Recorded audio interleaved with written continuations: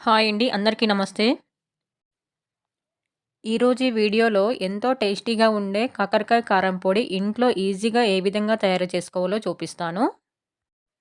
ముందుగా కాకరకాయలను బాగా కడిగి పైన పీలు తీయకుండా సన్నగా చక్రాల్లాగా కట్ చేసుకోవాలి.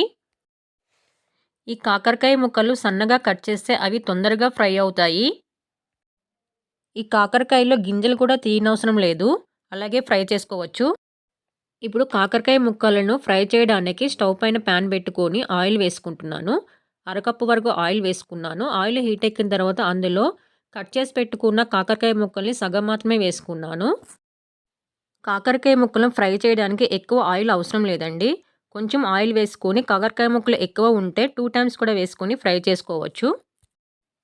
మంటను లో ఫ్లేమ్లో పెట్టుకుంటూ మధ్య మధ్యలో కలుపుతూ కాకరకాయ ముక్కలు బ్రౌన్ కలర్ వచ్చే వరకు ఫ్రై చేసుకోవాలి. కాకరకాయ ముక్కలు బ్రౌన్ కలర్ వచ్చే వరకు ఫ్రై చేసుకున్నాం కదా. ఇప్పుడు వీటిని ప్లేట్లో తీసుకొని పక్కన పెట్టుకోవాలి.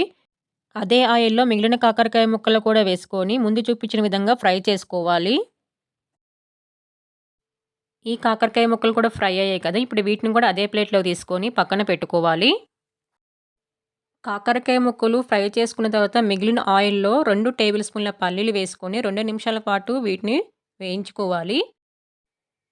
పల్లీలు కూడా వేగాయి కదా. వీటిని ఒక బౌల్‌లోకి తీసుకొని పక్కన పెట్టుకోవాలి. ఇప్పుడు అదే ఆయిల్‌లో గుప్పుడు కరివేపాకు కూడా వేసుకొని ఒక్క నిమిషం పాటు ఫ్రై చేసుకొని తీసి పక్కన పెట్టుకోవాలి. ఇప్పుడు ప్యాన్‌లో ఇంకొంచెం ఆయిల్ మిగిలింది కదా. దీన్ని ఒక చిన్న గిన్నెలో తీసుకొని పక్కన పెట్టుకుంటున్నాను. ఇప్పుడు అదే ప్యాన్‌లో ఒక టేబుల్ స్పూన్ పచ్చిశనగపప్పు, టేబుల్ స్పూన్ మినపగుళ్ళు, ఒక టేబుల్ స్పూన్ ధనియాలు వేసుకొని అందులోనే 4 వెల్లుల్లి, 5 ఎండు కొబ్బరి కూడా వేసుకొని ఒక్క నిమిషం పాటు వేయించుకోవాలి. ఇవి లైట్‌గా వేగాయి కదా. ఇప్పుడు ఇందులో ఒక టీ స్పూన్ జీలకర్ర, ఇందులోనే చిన్న నిమ్మకాయ సైజంత చింతపండును కూడా వేసుకొని ఒక అర నిమిషం పాటు వేయించుకోవాలి. పప్పు దినుసులన్నీ బాగా వేగాయి కదా. ఇప్పుడు స్టవ్ ఆఫ్ చేసుకొని పక్కన పెట్టుకోవాలి. ముందుగా ఫ్రై చేసుకున్న కాకరకాయ ముక్కలు చల్లగా అయిన తర్వాత ఈ విధంగా క్రిస్పీగా ఉండాలి. ఇప్పుడు మిక్సీ జార్‌లో ముందుగా వేయించుకున్న పల్లీలు, పప్పు దినుసులు, పొట్టు తీసిన వెల్లుల్లి రెక్కలు 10-12 వరకు వేసుకోవాలి.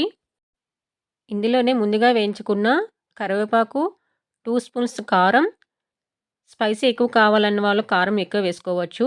అలాగే రుచికి తగినంత సాల్ట్ వేసుకొని మెత్తగా గ్రైండ్ చేసుకోవాలి. ఈ గ్రైండ్ చేసిన పొడిలో ఇప్పుడు మనం ముందుగా ఫ్రై చేసుకున్న కాకరకాయ ముక్కలను కూడా వేసి మెత్తగా కాకుండా బరకగా ఉండేటట్టుగా గ్రైండ్ చేసుకోవాలి. ఇప్పుడు కాకరకాయ కారం పొడి రెడీ అండి. వేడి వేడి అన్నంలో కలుపుకొని తింటే టేస్ట్ ఎంతో బాగుంటుంది. ఒకసారి మీరు ట్రై చేయండి. ఇదేనండి ఈరోజు వీడియో. వీడియో కనుక మీకు నచ్చినట్లయితే లైక్ చేయండి, షేర్ చేయండి. సబ్స్క్రైబ్ చేయడం మాత్రం మర్చిపోకండి.